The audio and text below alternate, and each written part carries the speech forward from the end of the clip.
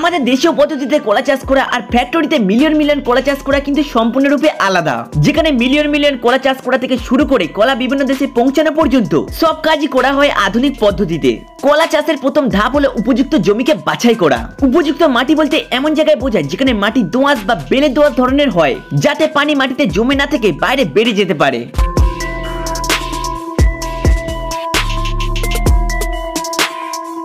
প্রথমে জমিতে ট্রাক্টর দিয়ে কয়েকবার চাষ দেওয়া হয়, তারপরে অর্গানিক সার যেমন গোবর বা কম্পোস্ট মেশানো হয়, আর এরপর আসে চারা রোপণের ধাপ। আধুনিক কলা চাষের পদ্ধতিতে মূলত টিস্যু কালচার পদ্ধতি তৈরি চারার ব্যবহার করানো হয়। এইগুলো ল্যাবেই তৈরি হয়, এগুলো রোগমুক্ত হয় এবং একই রকমের মানের ফল দেয় এবং প্রতিটি গাছের মাঝে নির্দিষ্ট দূরত্ব রেখে সারিবদ্ধভাবে গাছকে রোপণ করানো হয়, যেন প্রতিটি গাছ পর্যাপ্ত আলো, পানি আর পুষ্টি পায়।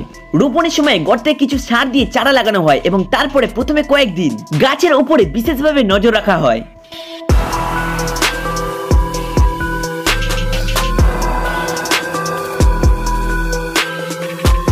বন্ধুরা, এবার আসে পানি দেবার পালা। আপনি হয়তো এবার ভাবছেন যে এত গাছে তো প্রচুর পানি লাগবে, কিন্তু এখানে প্রতিটা গাছে পানি দেওয়া হয় একেবারে আধুনিক সিস্টেমে। ফার্মের নিচে থেকে পিঁপড়ার বাসার মতো পাইপ বসানো থাকে, যেটাকে বলে ডিপ ইরিগেশন সিস্টেম।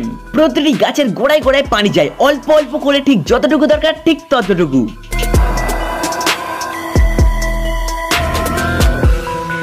গাছ যখন বড় হয় তখন শুরু হয় নজরদারি। কেউ আর এখন হেঁটে হেঁটে গাছের নজরদারি করে না, এখন কাজ করে শুধুমাত্র ড্রোন। উপর থেকেই দেখে কোন গাছে পোকা লেগেছে এবং কোনটা পানির অভাবে একেবারে শুকিয়ে যাচ্ছে, এবং তারপরে সেই জায়গায় শুধুমাত্র স্প্রে করানো হয়, পুরো বাগানে নয়। এতে খরচও বাঁচে আর পরিবেশ দূষণ কম হয়। যখন কোলা ধরে তখন এক একটা থোড় বা বিশাল বড় আর ভারী হয়। সেই থোড় যাতে না নষ্ট হয় সেই কারণে এই পলিথিন কভার দিয়ে পুরোপুরিভাবে ঢেকে ফেলা হয়। আবার গাছ যাতে না ভেঙে পড়ে সেই কারণে সাপোর্টও দেওয়া হয়। এখন গাছ থেকে কলা কাটার সময় এখন আর কলা কেটে হাতে হাতে নিয়ে যেতে হয় না। কলার ফার্মে চলে কলা বহনকারী হারভেস্টিং মেশিন, যেটা পুরো কলার থোড় কেটে পুরোপুরি একদম বেল্টে তুলে দেয়।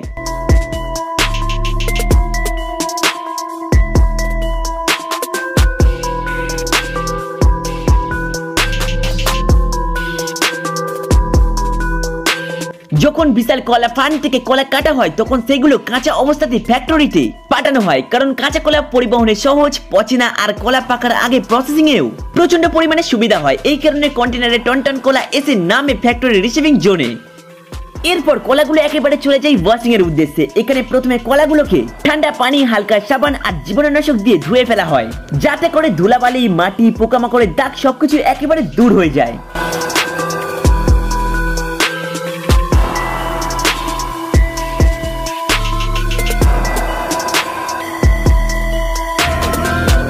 ধোয়ার পরে আসে গ্রেডিং বা মান যাচাই। এখানে একটি অটোমেটিক একটি মেশিন রয়েছে, যেটা কলার রং, সাইজ, দাগ এসব স্ক্যান করে ভালো মানের কলাগুলোকে একদিকে পাঠানো হয় রপ্তানির জন্য, আর মাঝারি বা নরম কলাগুলোকে পাঠানো হয় ফ্রুট প্রসেসিং এর দিকে। আর যেগুলো একদম খারাপ সেগুলো একেবারে বাতিল হয়ে যায়। এরপর আসে রাইপেনিং বা পাকানো। যেহেতু কলা কাঁচা অবস্থাতে ফ্যাক্টরিতে আসে, সেহেতু ফ্যাক্টরির ভেতরেই থাকে বড় বড় রাইপেনিং চেম্বার, মানে কলাগুলোকে পাকানোর ঘর। আর এই ঘরে নির্দিষ্ট পরিমাণে ইথিলিন গ্যাস ছাড়া হয়। এই গ্যাস একেবারে কলাগুলোকে প্রাকৃতিকভাবে পাকিয়ে দেয়, আর এই গ্যাসগুলি মোটেই ক্ষতিকারক গ্যাস নয়। এই চেম্বারের ভিতরে তাপমাত্রা, আর্দ্রতা, গ্যাস সবকিছু নিয়ন্ত্রণ করা হয় কম্পিউটারের মাধ্যমে।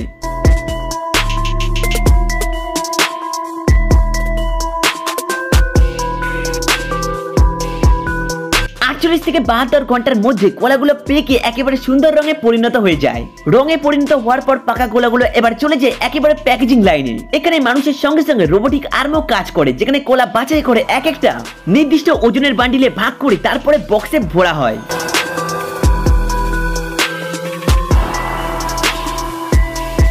অটোমেটিক লেবেলিং মেশিন দিয়ে প্রতিটি প্যাকেটে দেশের নাম, তারিখ, ব্যাচ নাম্বার ইত্যাদি লেখা হয়। তারপরে এইসব বক্স চলে যায় একেবারে কোল্ড স্টোরেজে, যেখানে তাপমাত্রা কম রেখে কলাগুলোকে বেশি দিন তাজা রাখা যায়। আর যেই কলাগুলো রপ্তানি করার যোগ্য না কিন্তু সেগুলো একেবারে ভালো, সেগুলো চলে যায় ফ্রুট প্রসেসিং সেকশনে। ফ্যাক্টরিতে প্রসেসিং করা কলা দিয়ে বানানো হয় বিভিন্ন ধরনের জনপ্রিয় খাবার। আর এইগুলোর মধ্যে সবথেকে অন্যতম এবং পরিচিত হলো কলা চিপস।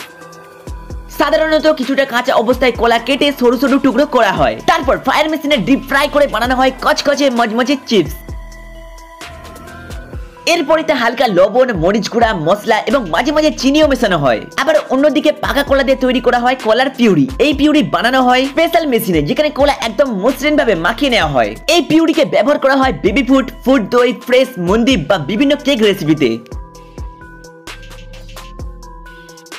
এছাড়াও একটি জনপ্রিয় আইটেম হলো ব্যানানা কেক বা ব্রেড। বেশি পাকা বা নরম কলাকে ফেলে না দিয়ে এইগুলো দিয়ে তৈরি করা হয় মজাদার কেক, ব্রান বা ব্রেড। অনেক দেশে এইগুলোকে ব্রেকফাস্ট বা স্ন্যাক্স হিসেবে খাওয়া হয়।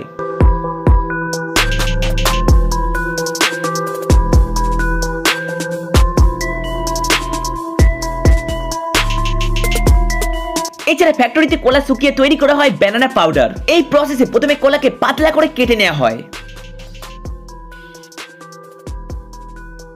তারপর ডায়ার মেশিনে একেবারে শুকিয়ে ফেলে পাউডার বানানো হয়।